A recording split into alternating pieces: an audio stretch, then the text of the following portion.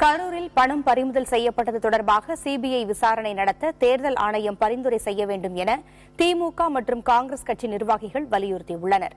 முன்னாள் மத்திய அமைச்சர் டி.ஆர். பாலு, காங்கிரஸ் மூத்த தலைவர் குலாம் நபி ஆசாத், தமிழ்நாடு காங்கிரஸ் கமிட்டி தலைவர் EV.K.S. இளங்கோவன் உள்ளிட்டோர் டெல்லியில் தலைமை தேர்தல் ஆணைய அதிகாரிகளிடம் புகார் அளித்துள்ளனர்.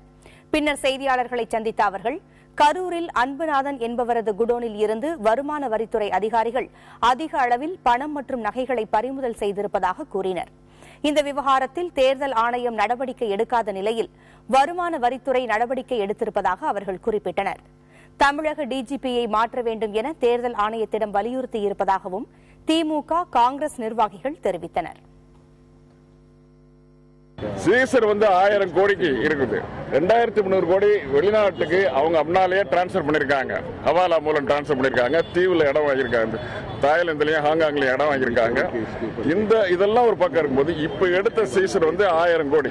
அது மட்டும் இல்ல 4.75 கோடியில இருந்து 1000 கோடி வரைக்கும் இந்த 2-3 நாள்ல அவங்க கண்டுபிடிச்சிருக்காங்க ஒரு இடத்துல வேரியஸ் பிளேசஸ்ல. சோ டிஸ்ட்ரிக்ட் டு வேற district, district to district transfer. உள்ளூர் போலீசார் அரசாங்கத்தோடு கைகோர்த்து கொண்டிருக்கின்றார்கள். ஜெயலலிதாவுடைய எடுபடிகளாக இருக்கின்றார்கள்.